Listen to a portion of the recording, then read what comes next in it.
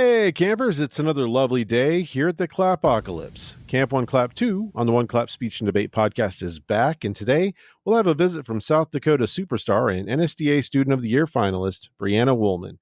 I'm your camp director and host of the One Clap Speech and Debate podcast, Lyle Wiley.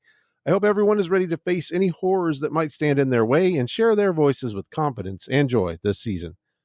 Quick reminder, check the One Clap socials for today's social media challenge. It's been a lot of fun to see folks out there engaging, and I hope you keep it up.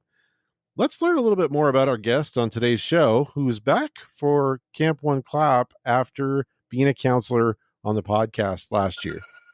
Breanna Wollman is a speech and debate powerhouse, acting as a triple threat in the events Original Oratory, Domestic Extemporaneous Speaking, and Lincoln Douglas Debate. Breanna competed on the South Dakota circuit for Aberdeen Central High School. She's a two-time Original Oratory state champion, as well as the Lincoln Douglas state champ this year. Aside from being her school's first four-year qualifier at nationals and ranking 5th nationally in NSDA points, she was a Student of the Year finalist this season. This fall, Breanna will be a freshman at the University of Minnesota Twin Cities, studying political science with aspirations to serve on Capitol Hill one day. All right, well, we better jump right into my interview with speech and debate superstar, Breanna Wollman. So welcome back to Camp One Clap, Breanna Wollman. It's so great to have you back on the podcast after another dominant year in speech and debate for you. Well, thank you for having me. I'm really excited to be back. Yeah, you've stumbled upon the Clapocalypse this year here at Camp One Clap 2, but we're so glad you're here. Maybe you can help us out. I want to set the tone for our theme this year by maybe opening up about fear a little bit. What's your favorite scary story? Could be like a movie, book, spoken story. Okay. I'm not gonna lie. Especially with like scary movies, I can't watch too many of them because when I was younger, like I was really like unnecessarily afraid of ghosts. So, and it like sticks around sometimes too, but the best like scary movie I've ever watched just because it made me think a lot was probably like the original Conjuring movie. I think like the whole series is good, but like the film quality too, I'm not like a huge like film nerd, but like the quality of that movie and then just like the actual storyline that was derived from, it's just it's just like a really crazy movie. It just makes you think a lot about the existence of the supernatural. So it's not like necessarily my favorite because it's like, oh, it's fun to watch, but there's just a lot behind it that I appreciate about the movie, even if it probably gave me nightmares the first time I watched it. Yeah, that's a spooky one. Yeah. One of the things I do appreciate about the horror genre is that you get to explore spiritual stuff and religious hmm stuff and like a lot of like interesting themes. It's kind of hard to explore in other genres. hmm But yeah, you have to do it at the expense of like stuff that's scary and Uh-huh. extreme nightmare fuel. So maybe, I don't know. But yeah, Yeah. it's a good one.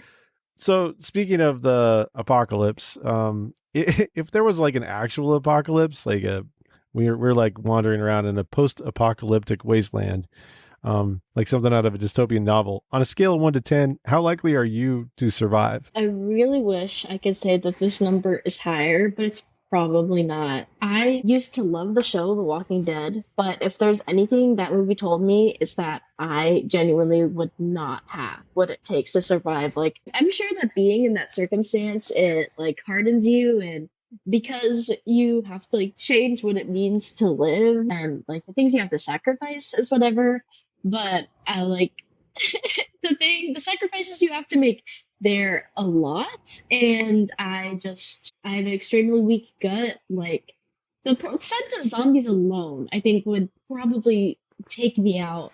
So I'm gonna go a solid 3 or 4. I don't have much faith in myself, but I know I'm hopefully never am in that situation where I have to survive an apocalypse.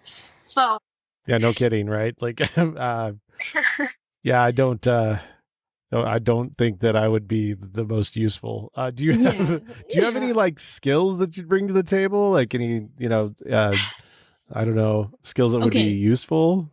Well, if there's anything The Walking Dead showed me, is that communication, even in a post-apocalyptic world, is really important when you're dealing with like other groups that you come in. face to face with. So I think I would be able to like communicate, my speech and debate skills, but that's about it. Not much of a hunter. I probably would have a really hard time at first, like doing what it takes to survive in terms of killing like zombies or something, apocalyptic world. But yeah, I don't know. I can communicate. That's about it. Yeah. Yeah. Well, hey, listen, they're going to need communicators. So I think that's a valid skill. But yeah, no, I think I will find probably interviewing speech and debate folks that many of us may not feel comfortable with our skill level in the apocalypse, but we'll find out. Maybe we'll find some people. So, oh my gosh, what an incredible year for you. It's your senior year this year, right, Mhm. Breanna? And so you went out on the national stage as a finalist for the NSDA Student of the Year. Like, wow, what an honor. Tell us about that experience at Nats. What was that like? How'd you find out about your, being announced as a finalist? Like, what was that like? Oh, well, thank you, first of all. But the experience was great. I think that the people that work for the NSDA, the primary person that I worked with, her name was Annie, and she is like just incredible at her job. Like I told her that to her face. It's sometimes getting people that are like naturally comforting, especially in positions where they're working with especially like terrified and nervous people like all the student of the year finalists were walking into that interview is really important. And Annie, she just did a fantastic job. But it was a really cool experience, and it kind of set up the tone for the rest of the week and the nerves a little bit. On Sunday, before all competition, like when people were checking into the expo, is when we did our interviews. They also did some filming things, like making the hype video for the Student of the Year finalists. And unfortunately, I am not immune to NSDA propaganda. Get me a good hype video. I will be a million times more excited to be there than I originally was. Hype videos just they have that effect on me. Um, but seeing your face on like a screen and play on a video played in front of so many people. It's just insane. But also meeting the other finalists was really cool. The person who won Student of the Year, BDM, he is from South Dakota. Like we had two finalists this year from South Dakota. He is incredibly deserving, and it was just really cool being able to like watch him tell his story and then getting recognized for the things that he has done with his speech and debate skills on the national stage, claiming the first Student of the Year finalist from South Dakota. But Nats, honestly, I think was fantastic. I know a lot of people have so much hate in their hearts for Des Moines, Iowa, but coming from the Midwest, that drive was extremely short. Like we drove to Louisville, we drove to Phoenix. This drive, we did it in half of a day. So that was awesome. And they had so many great food options. Like we ate Korean barbecue. I DoorDashed Indian food. We ate at like this Chinese place, or I think it was Thai actually. But it was fantastic. Like there was so much. Like I understand like the critiques about Iowa not having as much culture as other places, but I think in terms of affordability, which is something a lot of school or the NSDA should consider when choosing a national site, was really like it was a huge pro that can't be ignored. In conclusion, that's was great. Yeah, I was similarly like disenchanted with the idea of going to Des Moines, Iowa for Uh-huh. 2 years in a row. Uh-huh. But also likewise pretty impressed with the experience. Like I thought they Hmm. did a pretty nice job, and Des Moines was surprisingly pretty great place to hang out with a bunch of Hmm. amazing students. Well, So and driving in Des Moines is so easy too. mhm. Like I would have felt comfortable driving the van. I'm not gonna lie. That's a big deal though, right? For us as less urban folks, like Uh-huh. going to a place like Des Moines was way less intimidating. Huh. Yeah, so I'm glad you had a great Nats experience, and it was just the cap of another really great season for you. What were some of your highlights and some of the memories that you're going to treasure from your entire high school speech and debate experience? Um, so I think that something that it's really unfortunate that competitors like lose sight of a lot, and I've definitely also lost sight of this so many times in so many different tournaments this year and like before this year. But we get so focused on like feeling the pressure to do well, like especially like the feeling. I feel like it's kind of inevitable, like disappointing like your younger peers as an upperclassman or your coaches, and you just like lose sight of what's important in this activity, and it's having fun. um in the tournaments where I could remember, like I have like incredible issues with stress, and that's one of the things that defined this year, especially the beginning half for me, unfortunately, because I let it control the way I felt too much. But I've had like really bad stress ulcers from speech and debate, and that's not something I'm proud of admitting. But going through this year, I was able to like get a tiny bit better at getting myself breaks when necessary. So I know you mentioned the highlights, but this we're getting to a happy point, I promise. Is that the highlights for me this year were the tournaments that I was able to remember that I do this activity because I like it and not because it makes me incredibly stressed out. And even if I don't perform the way I want to, that I'm not disappointing people around me. And it seems like it's a mental highlight, but those are just as important than like accolades and stuff, because at the end of the day, like your senior year, there's so much pressure, like internally and externally, on a high note to be a student that coaches and competitors and like an entire state will remember for years to come. But at the end of the day, sometimes you just have to do all you can do in an activity, try your best, be kind to other people, and if that will even impact, then so be it. That's awesome. But sometimes I, especially this year, got lost. And the reason I do this activity and refinding that was probably a huge highlight. It's not a specific event. It was something that happened over a long period of time with short growth. But I'm hoping that going into college this year, I can remember to pull that in. But I also just had so much fun with my friends at tournaments this year. I was able to convince one of my best friends who never did speech and debate in her entire life to come and do oratory for our team. So she came and traveled with us.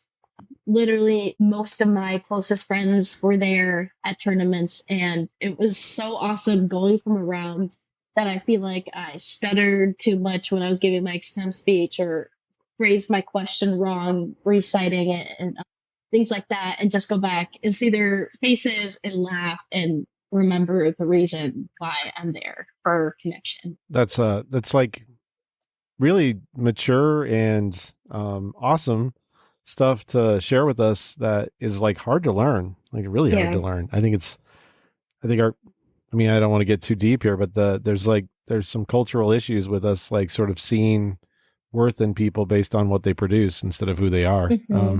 Hmm. And I think in our activity, more than any activity, we need to like keep trying to communicate that to people that their worth is not based on how well they do. Especially in an activity in comparison to like a lot of athletics where it's a whole team. It's like people pitted against another, or quote unquote pitted against another like individual person. And it is really hard balancing that, because especially and it was the case for me, and I'm assuming a lot of other competitors, but you don't realize that until you genuinely like hit the bottom, feeling like extremely exhausted and stressed out and like not enjoying um what you used to love so much because you made it something way bigger and angrier than it was. Like debate is serious. It can I love this activity. It was like the devotion of my high school experience, but at the end of the day, it is just an activity, and remembering that is crucial. Yeah, I mean, we're all pretty competitive, but I think if you let that overtake what it is, like, Mm-hmm. which is an activity that's Mm-hmm. meant to help students give an opportunity to say what they care about and talk about things that are important and use their voice. It's Yep. like if the competition becomes front and center, I think things can get pretty hard for people, especially seniors. I think you really are putting this is good for coaches to understand. Like it's something I've learned over coaching that like the senior year is a tough year for people with expectations put on them after they've had success. Uh-huh. Um, and so they have leadership expectations, they have performance expectations. You kind of start to assume as a coach that certain competitors are going to be able to produce certain results. And Uh-huh. I think it's pretty dangerous. Yeah, It really is. Those expectations can like take the spark out of a competitor so quickly because maybe their goals for a season change, and if those goals aren't reflective of like exactly like you said, success they've had in the past, it can be really challenging for someone to actually go after what they want instead of the expectation is like put upon them. Not only by coaches, sometimes it's like I mentioned earlier, it's younger classmates and peers that can look at a competitor and look up to them because of their success in an event, and it can just like I don't know. It's not necessarily like disorienting, but it's just kind of it's definitely interesting. But we all need to like afford other individuals some grace, like some space to make this activity what they want to. absolutely. Did you have a pretty like stressful year in general too as a senior? I mean, did you take some college level courses and make some big decisions about your future and all that kind of Mhm. stuff? I am neither of my parents went to college. Neither of them went to high school for that matter. So managing the college environment this year on top of senior debate season and everything else I was working on at school, like from community service projects to being the president of Future Business Leaders of America at my school, it was so much. And as much as I have like so many fantastic memories. Like on top of the really difficult things I did this year with coursework and extracurriculars and stuff, I as much as I like sometimes think about I want to redo this year, I don't. I had an amazing setup, like with support system from my coaches. And like I mentioned, my friends and made some of like my best high school memories this year, but it's so much to go through emotionally and I sad it's over, but at the same time, I'm excited to move on and work on something else and experience something new. That's exciting. Do you think, I mean, a lot of this is, I'm sure, stuff that you've learned about yourself or in the activity this year, but is there anything else like unique that you learned about the activity or yourself this season? This just it's so crazy as soon as you start like prioritizing having fun that everything you do like you start competing better, and that's not necessarily anything like crazy or entirely unique. Like I feel like you say it out loud and it's common sense, but um for me in past years it's been like if I'm not 100% serious like focused on getting this done, I'm going to compete poorly. And then this year when the tournaments that I decided I was going to go in and have fun were the ones I competed the best in. Like, oh my gosh. In January this year, I was we had a competition that was like an hour away from my town. So we didn't stay the night there. We drove there, came back on Friday night, and then Saturday night drove there again after we all slept in our homes. And my car, it ran out of gas on the drive to the school in the morning. So I made our entire bus like an hour late to this tournament. My coach had to come because my parents were out of town. My coach had to come get gas, fill up my car, help me while I sat outside in the frigid January South Dakota cold at 5:30 in the morning. It was absolutely terrible. And by the time my car had gotten gas, got off the side of the road, I was like, I don't want to go to this tournament. I was so tired because I didn't go to bed until like 1 a.m. the night before. So I was running off of like 3.5 hours of sleep. It was terrible, but I I was so like sleep deprived, and I was like, if this tournament goes bad, I don't even care. Just gonna have to try to have fun because I'm feeling miserable right now. And I ended up winning the whole tournament in LD that day, somehow by the grace of Celsius after Celsius. And that day felt so weird because I can just remember in the morning, like wishing that my coach would drop me from LD and I could just go home and sleep after this whole thing happened.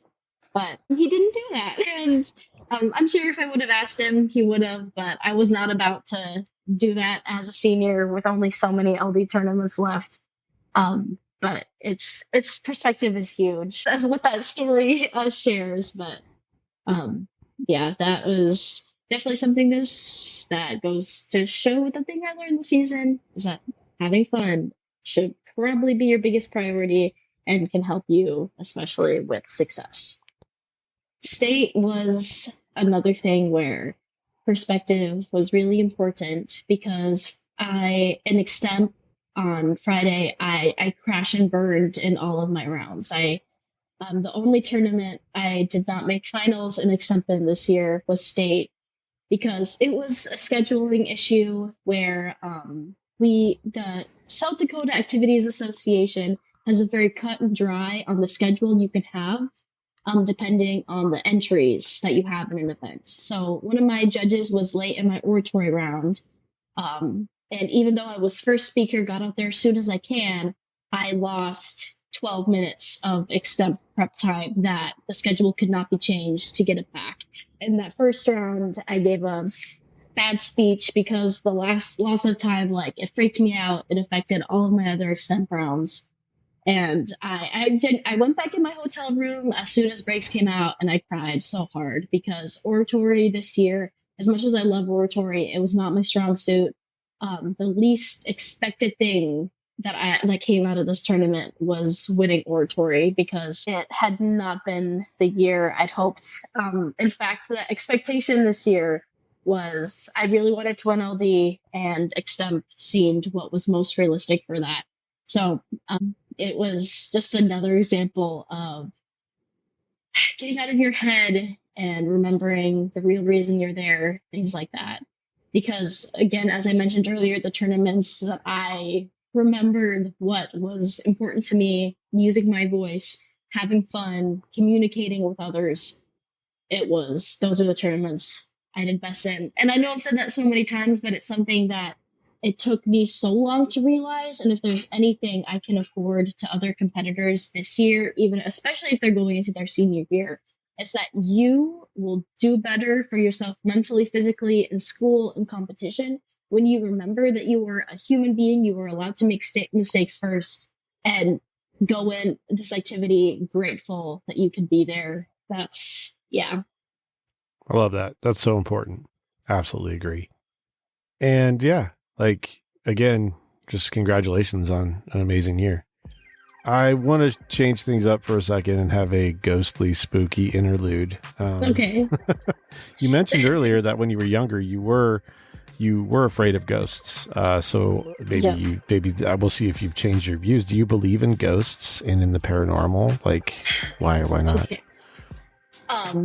So this kind of ties back with the Conjuring movie too, because a movie like that, based on true events, even if it's not like a complete 100% accurate reflection of what happened, it was one of those things where, like I mentioned in elementary school, I was terrified of ghosts. That's fear kind of like dimmed down until I watched the Conjuring movie, and then I was like, oh my god, maybe the ghosts are real. So right now, I'd probably say I'm leaning more to the ghosts are real and the paranormal.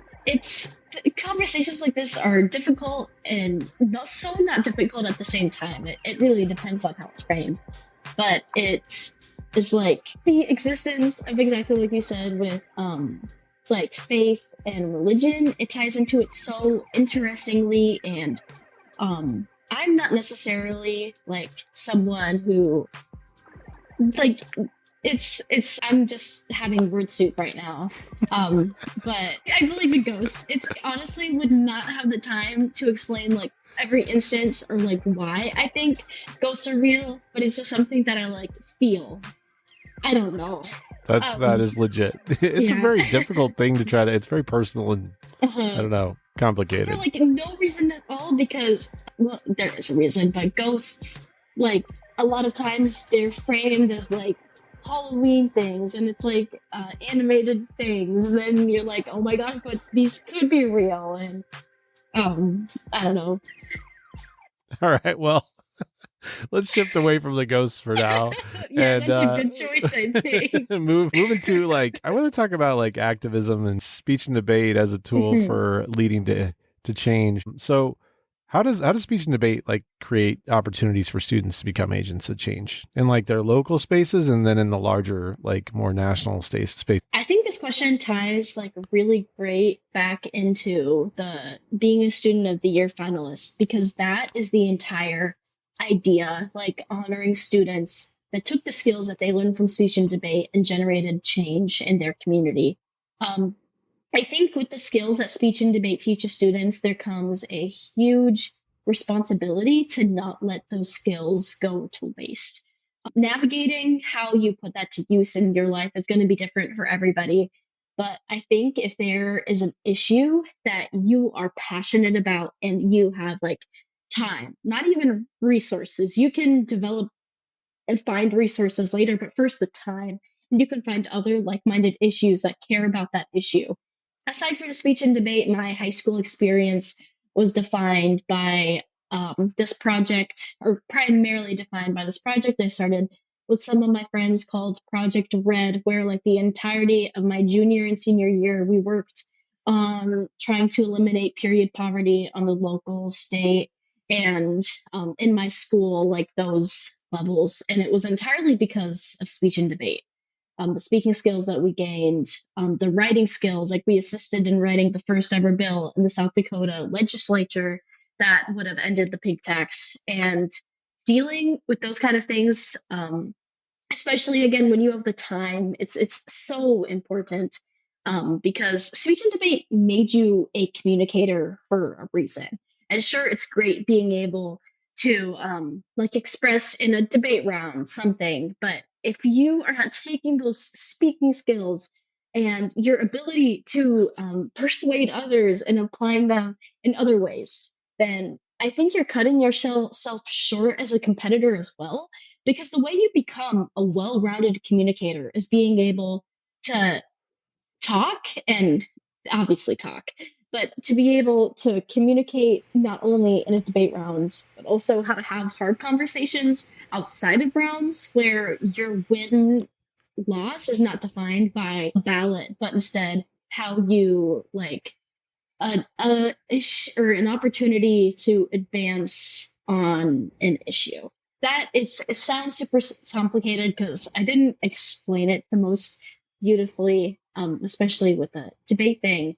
But there were multiple times with the project where something felt like a loss, but in the long term, it was definitely a win. And debate cuts things very black and white with what is a win and what is a loss on in terms of like rankings, but dealing with things that are like perceived losses, the ability to persevere, especially in that realm, it just makes you a better rounded person and like someone who can empathize with other people. And you don't think that things like that tie into competition, but it 110% does, because being genuine and about something, you can very clearly tell when someone cares. I believe we're talking about platform events a little bit later, but being able to share stories like that about how you cared about an issue and you tried to tackle an issue in whatever way you could, I think it's really can sell a story even more, because you can make other people care about an issue, or you can then use your platform, speech and debate, to advocate for. So it was very like felt kind of round in my explanation, but in the end, you have a responsibility, being a communicator, to do something, no matter like how small it is. And it doesn't always have to be like volunteering in the way that we think it is. It's at like a Salvation Army, for example, but helping younger classmates on your team or in your school, assisting the person that doesn't feel like they have a community in your school or other areas, like the third places, like out in public, or maybe if you're religious at a church, it's again like being a well-rounded person outside of the round makes you a better competitor as well. That was also just a lot of talking, but I think I hit all the boxes on what I wanted to get out of that with that answer. So just like some great stuff in there, but just a follow up question or thought. Do you experience with your peers and other students that you know that are involved in speech and debate, or just like high school age students, Hmm. sort of a fatalistic kind of mentality about the their impact on what's happening in the world, um, like a fear that they can't impact Hmm. change? Yeah. And it's definitely what is a roadblock for most people, is because especially with larger issues that impact a lot of individuals, you don't think there's anything that you can do. But like I assure you that isn't true. You don't have to start an entire project or dedicate like every extra hour you have to something to make an impact. And that definitely is what creates barriers for change being generated on so many different issues. But it starts even as simple if you do have like an hour or two aiding your time where you can see it needed in your community. A lot of people, this is phasing a little bit away, but especially I watched a lot of like college admission videos this year, and a lot of the advice people were like talking about is if you have a passion project, like you're guaranteed to get into a college, and a lot of people in the comments being like, "Oh my gosh, I never started like a whole nonprofit that created like a cure to a terrible disease. Like I'm not gonna get anything. Like all I have is normal volunteer hours." And that seems so ridiculous to me because, first of all, the people that framed college admissions like that, that's not what they should have done. That's not like starting a nonprofit is not something that's accessible to everybody. Different people have different resources and different time, whatever. But you still like changed something, even if you like didn't develop something from the scratch. You can still aid into something that already exists. Like I mentioned earlier, Salvation Armies are something that is national, and every case I've seen require assistance, and just helping their mission go forward, you're still creating a lot of change, even if it's not something that you can necessarily like feel isn't necessarily the right word, but it's that ripple effect still exists because you took the time out of your day to help. Like small things can have Yes. a big impact in the long term. Yes. Yeah. Yeah. I think that even if students want to approach advocacy in a larger way, there's opportunity for that in ways that I don't know that a lot of students know exist. Hmm. And yeah, I mean, I think your story and what you've done is a pretty good example of that, like starting at a local level and like thinking about it at a larger level. I mean, it's kind of how things operate in the adult Hmm. world as well. Hmm. So yeah, I mean, this is like important to me because I even see this with fellow educators and fellow adults, just like this sort of, like, well, we can't do anything about how things are. Like they Hmm. just are the way that they are, and we just need to like passively kind of like deal. And yeah, I think that's a very dangerous way to slide into oblivion. Uh-huh. And with the idea of like it's not learned helplessness at all. That's the wrong phrase for it. But the idea of perceived helplessness, it's really damaging. Um, because people get so stuck when they think that they don't have the capacity to create any change, no matter like how big or small that change is. Absolutely, absolutely. What's next for you? What's next for Breanna? What are you gonna do? Uh-huh. Well, I will be at the University of Minnesota, Twin Cities, so right in Minneapolis. Go Gophers! And I'll be studying political science. I'm thinking a double major in communications as well. But I like if there's anything that debate showed me these past 4 years is that politics is something that I can talk anyone's ear off. and a conversation that sometimes right now is extremely difficult to have, but that doesn't mean it's any less important. And especially in this political climate, like there is so much need for people educated in government to get into government, assist with campaigns, all things like that in communication. It's if you're in speech and debate, you know how important communication is. And that's why I thought it was like a hand in hand thing. Um, I'm so excited for my next 4 years there in the Twin Cities. I coming from a town with like 30,000 people, which it's decently sized, is going to be a significant change where my new school has its very own zip code. Opportunities and getting out of my comfort zone is something that was really important to me when choosing where to go and what is next for me. So I'm hoping I can work on some internships in DC and in the Minneapolis area at the Capitol in St. Paul. But also, right now, I am possibly working on getting a coaching job. So that's cool. It's difficult to navigate with managing, like, as I mentioned earlier, being a first gen student, the first year at a college, managing like what I can realistically commit myself to because I don't want to overburden myself like I have in the past. But short term, U of M, I am about 99% sure. Law schools after that, but we're still working out the details. I'm trying to um, make decisions as they come and bring to live in the moment here too. So, Oh yeah, absolutely. I mean, that sounds like a great plan, but if it changes, and that's okay. mhm. Well, that's exciting. Congratulations and good luck to you and next steps.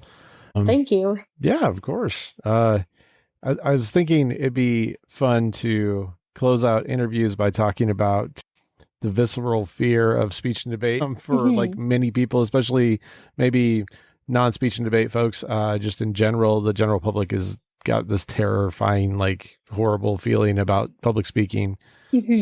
So why is speech and debate worth the terror, the fear? Because as I've touched on a lot of the same things this interview because they're true in so many ways, and it's learning how to be an advocate for things you care about, but also because being someone who can have a conversation with another human being or addressing a group of people will assist you in like every single aspect of your life. It's something that was always sold to us, like especially why to join debate is because you were always going to have to talk with other people.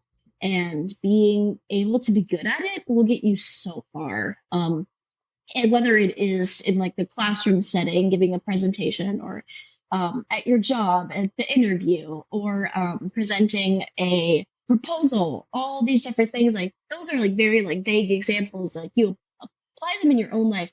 But being a good speaker has always helped me more than any other skill that I have learned from any other activity.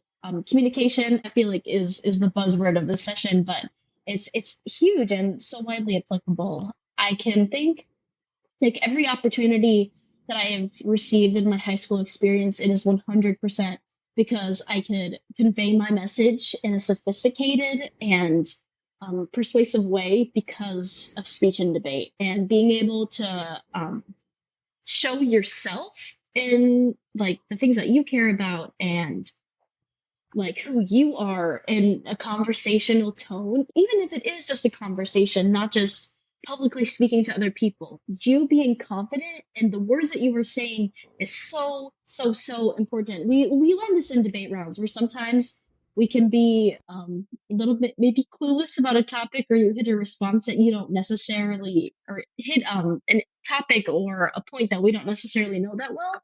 But sometimes we know that confidence 100%, even if your judge doesn't entirely know the issue either. If you were selling something confidently, they're more likely to believe it, and the same is outside the world. So being able to speak pretty, it assists in so many different ways, as well as the confidence that comes from public speaking. So that was another answer. I feel like it was so many different words, but like to sum it down, it's that being able to feel confident in who you are and what you are saying will get so many more people on board in the future when you need to convince people to do something, or when you're just trying to sell yourself, like for college, for scholarship, for an internship, and any kind of opportunity or fellowship, for um, any kind of schooling, jobs, all these things. That's People will like hear the things you're saying, but it really depends on how you're saying. Thank you so much to Breanna for joining us here at Camp One Clap. It was an absolute joy to chat with and learn from her. What's new at camp tomorrow? Well, Izzy Garcia is back, and he'll be sharing episode 1 of Izzy's Activist's Guide to the Clapocalypse. You're not going to want to miss that. Remember, social media challenges are live for every day of camp this August, so get involved, and we'll see you tomorrow, campers. Oh, and if you want to avoid zombies, just go to their least favorite room. You know, the living room. For Camp One Clap, this is Camp Director Wiley, signing off.